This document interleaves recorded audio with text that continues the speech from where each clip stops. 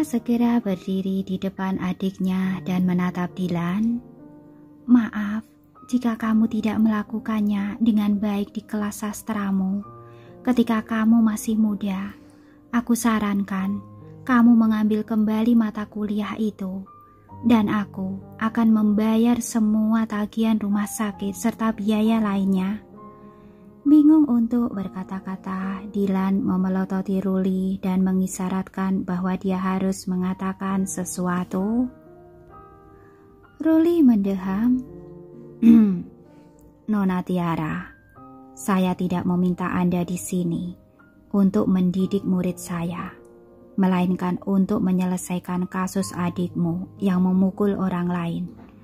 Pihak universitas telah memutuskan untuk mengeluarkannya. Silakan ikut saya untuk menyelesaikan prosedurnya. Apa alasannya? Tiara bertanya dengan dingin.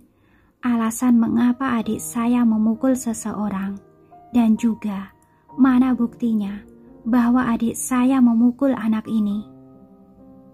Begitu banyak orang di kampus melihat kejadian itu, dan mereka semua adalah saksiku. Selain itu, ada juga kamera pengawas di pintu masuk kampus. Kamu bisa memeriksanya sendiri. Dilan menyela, yakin bahwa Pandu tidak akan memulai perkelahian tanpa alasan. Tiara masih khawatir bahwa dia tidak akan dapat melihat pengawasan. Jadi ketika dia mendengar itu, dia mengangguk riang. Tentu, mari kita periksa kamera pengawas itu. Pada akhirnya, kamera pengawas itu memperlihatkan bahwa Dilan berdesak-desakan dan orang-orang di sekitarnya mengejek tanpa suara. Tetapi bukti ini sudah cukup. Orang yang menghalangi jalan Pandu lebih dulu adalah orang ini. Dan dia jugalah orang yang mendorong Pandu lebih dulu. Juga dia adalah orang yang berbicara sepanjang waktu.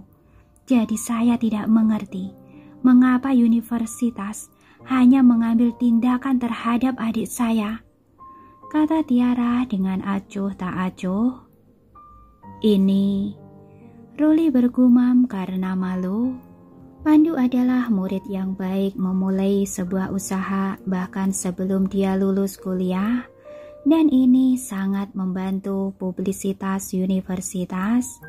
Namun Ruli tidak bisa menentang instruksi dari para petinggi pada saat yang sama.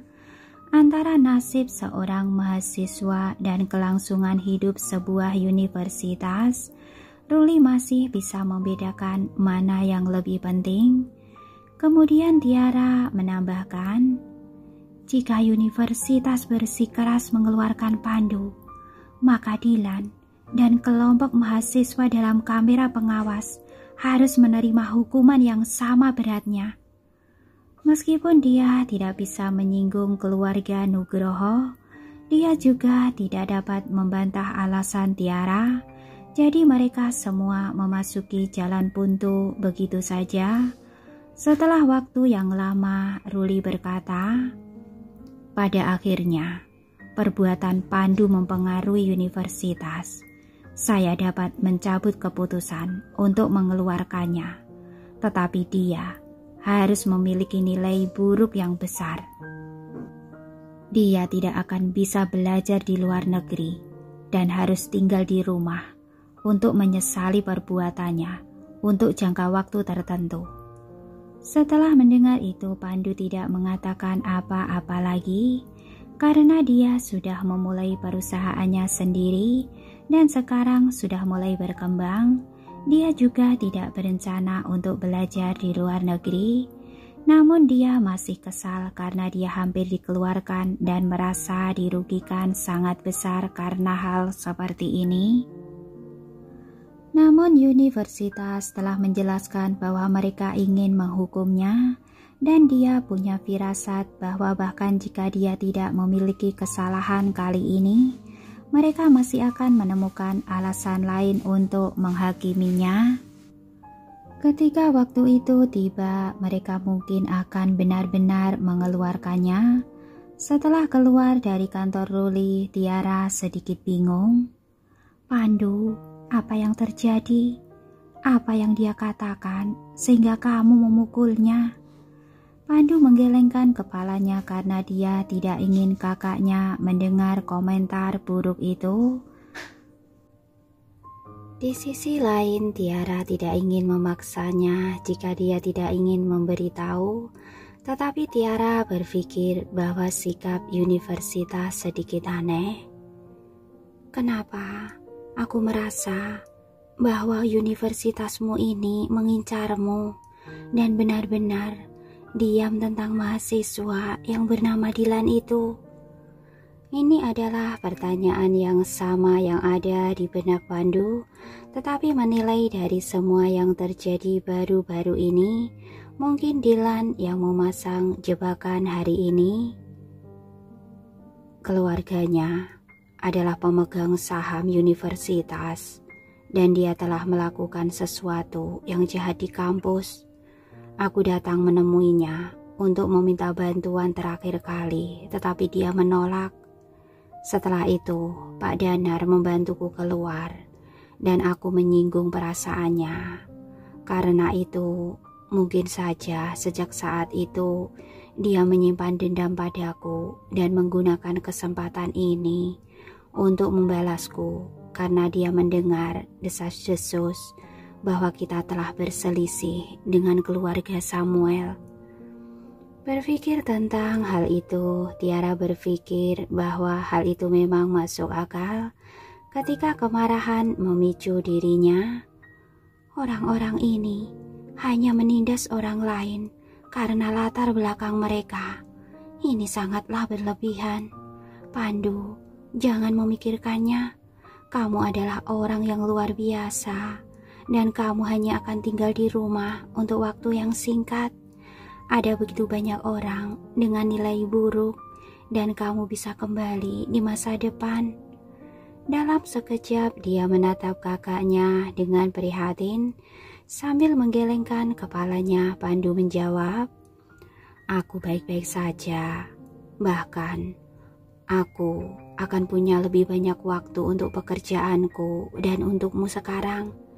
Bukankah kamu mengatakan bahwa aku kehilangan banyak berat badan? Aku akan menggunakan kesempatan ini untuk beristirahat dengan baik." Hati Tiara merenggut lebih keras untuk adiknya pada saat itu dan dia menghela nafas dengan anggukan. "Baiklah, jadi kita akan pulang sekarang." Kemudian Pandu menggelengkan kepalanya. "Aku akan pulang nanti karena ada banyak pekerjaan yang harus dilakukan di kantor. Sekarang aku memiliki waktu ekstra, aku bisa menyelesaikan semuanya." Pada awalnya Tiara ingin menasihatinya untuk tidak bekerja terlalu keras, tetapi ketika dia ingat betapa kehilangannya dia ketika kehilangan pekerjaan sebelumnya, Tiara berpikir bahwa dia tak akan bosan menangis jika dia membiarkan Pandu pergi bekerja. Setidaknya dia masih punya pekerjaan. Hal terakhir yang tidak dia inginkan adalah melihat adiknya tertekan, jadi dia tidak mencoba untuk berbicara dengannya. "Baiklah, kalau begitu aku akan pergi bersamamu. Aku juga bisa membelikan karyawan beberapa minuman atau sesuatu untuk menghibur mereka." Karena grup Samuel telah membuat klarifikasi sebelumnya, banyak aspek perusahaan berjalan lancar sekarang. Ketika mereka masuk ke kantor, mereka mendengar suara papan ketik yang sedang beroperasi. Kantor itu benar-benar hening dari suara obrolan yang dulu terjadi karena semua orang bekerja dengan serius. Melihat semua orang fokus bekerja, Tiara juga sedikit senang. Sepertinya perusahaan Pandu berjalan dengan baik. Dia mengambil minuman dan meletakkannya dengan lembut di meja mereka, dan para karyawan memutar kepala mereka karena terkejut. Ketika mereka melihat bahwa itu adalah Tiara, mereka berseru dengan gembira. Tiara, terima kasih. Sambil tersenyum dia menjawab, kalian telah bekerja keras. Minumlah sesuatu untuk menghilangkan rasa lelah kalian. Pekerjaan itu penting, tetapi kesehatan kalian jauh lebih penting.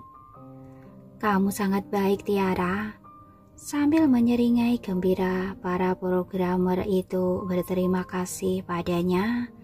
Pada hari-hari awal didirikannya perusahaan itu, Tiara akan sering datang ke sini untuk memberi mereka hadiah.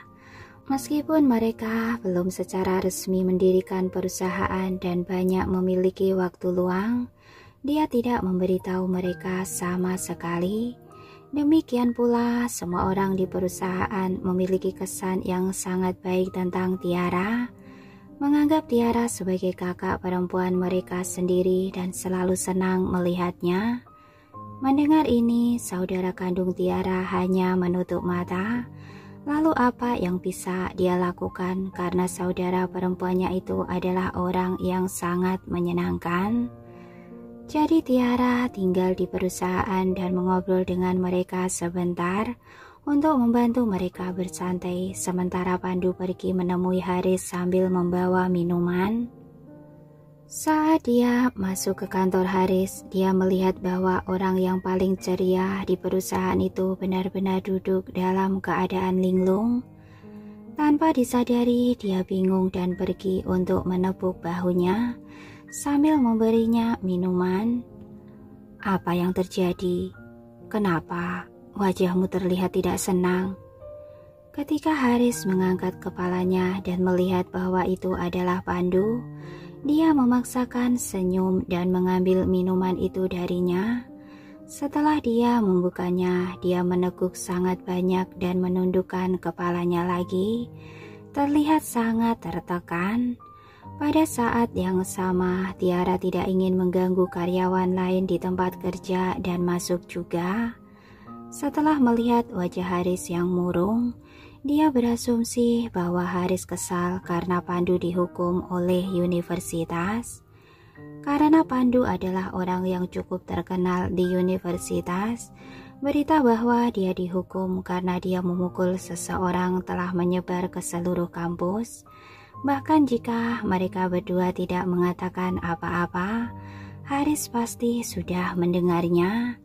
Mereka berdua selalu berteman baik. Jika sesuatu terjadi pada Pandu, Haris akan menjadi orang pertama yang menonjol, sama seperti terakhir kali di bar.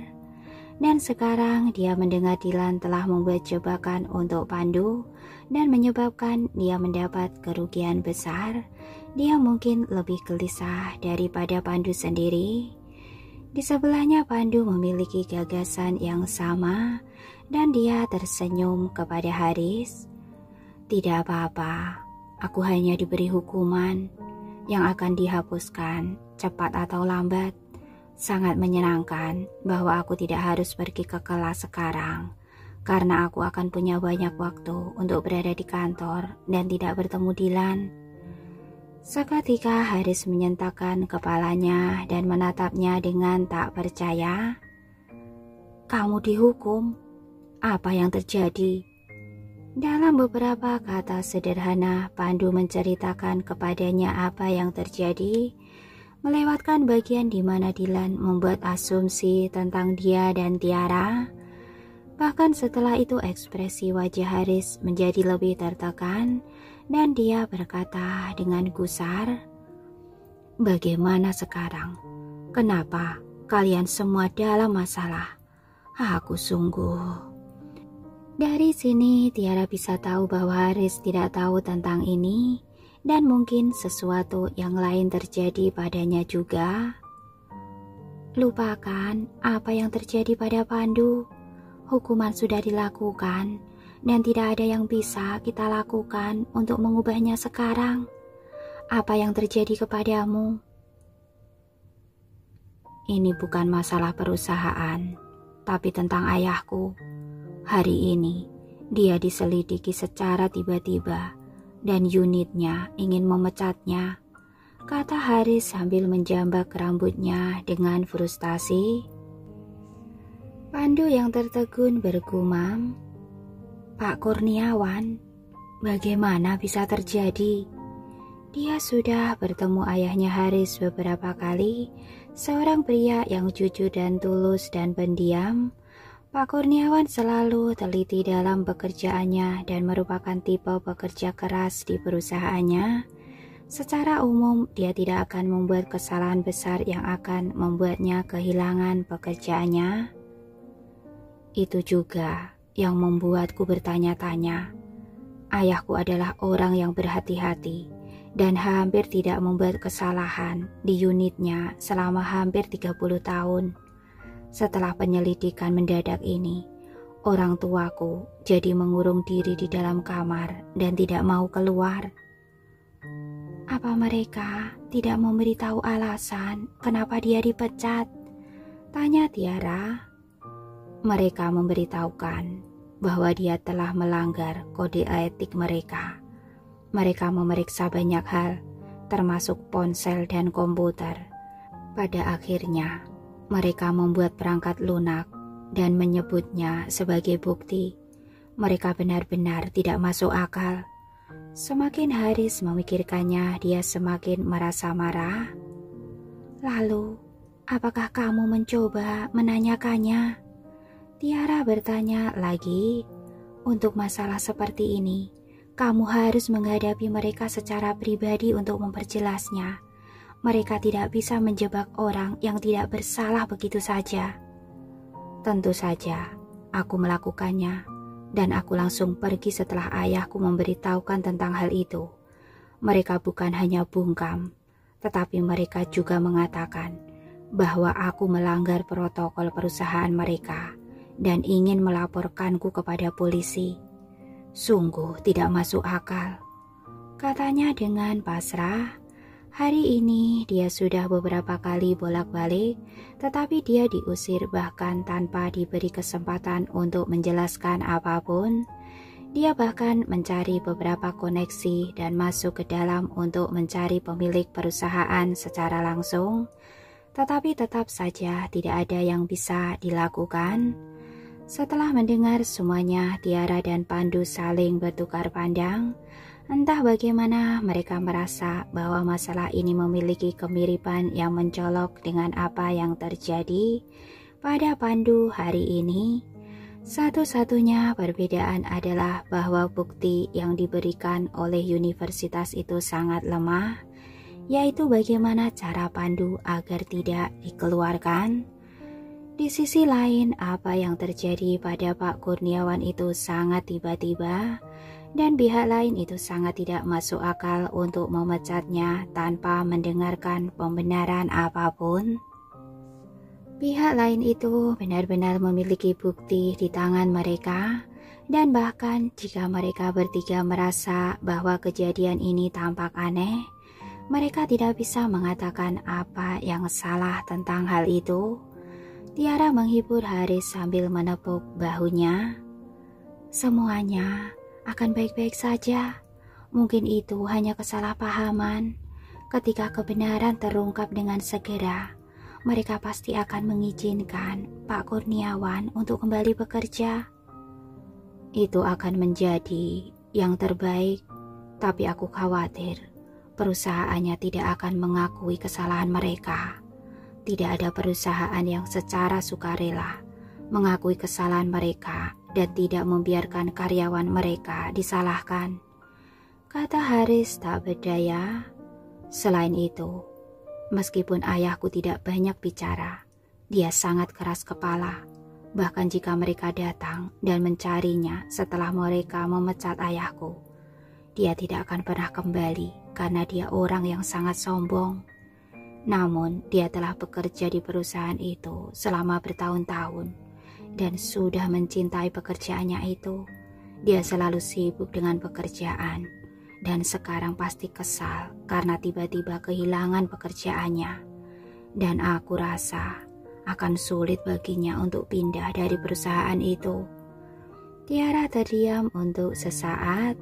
Dia kebetulan memahami perasaan yang seperti ini, yang pasti dia akan merasa kesal karena ketika Niko ingin dia kembali saat itu, dia juga langsung menolaknya. Setelah menghela nafas, Tiara kemudian berkomentar, "Kamu tidak perlu terlalu mengkhawatirkannya. Pak Kurniawan akan baik-baik saja. Ini bukan masalah besar jika dia harus pensiun dini, karena kamu mampu menafkahi mereka. Kamu bahkan dapat membiarkan mereka pergi berlibur." Mengangguk setuju, Haris menjawab, "Aku juga memikirkan hal yang sama. Aku akan berbicara dengannya lagi ketika aku pulang." Di sisi lain, Pandu menepuk bahunya tanpa berkata apa-apa. Kadang-kadang di antara teman-teman terbaik sama sekali tidak perlu mengatakan apa-apa lagi. Ketika hanya satu gerakan kecil merupakan semangat terbaik. Menatap mereka berdua dengan tatapan bersyukur, Haris memulihkan semangat dan energinya. "Oke, aku baik-baik saja. Mari kita kembali bekerja. Ada banyak hal yang harus dilakukan hari ini." "Tunggu sebentar, kalian tidak bisa masuk. Siapa kalian?" Terjadi keributan dari luar kantor. "Panggil bosmu ke sini." Suara yang sangat kasar dan keras terdengar. "Pak, apa Anda punya urusan di sini? Bolehkah saya bertanya, apakah Anda sudah membuat janji?" Tanya resepsionis. "Kenapa perusahaan sekecil ini harus membuat janji? Aku ingin bertemu dengannya sekarang. Jika tidak, aku akan merobohkan perusahaan sampah kalian ini," ancam pria itu. Ketika terdengar sangat kasar, Pandu mengerutkan alisnya dan bertukar pandang dengan Haris. Kembali ke Tiara, dia berkata, "Tiara, tetap di dalam untuk saat ini. Aku akan keluar untuk memeriksanya dengan Haris."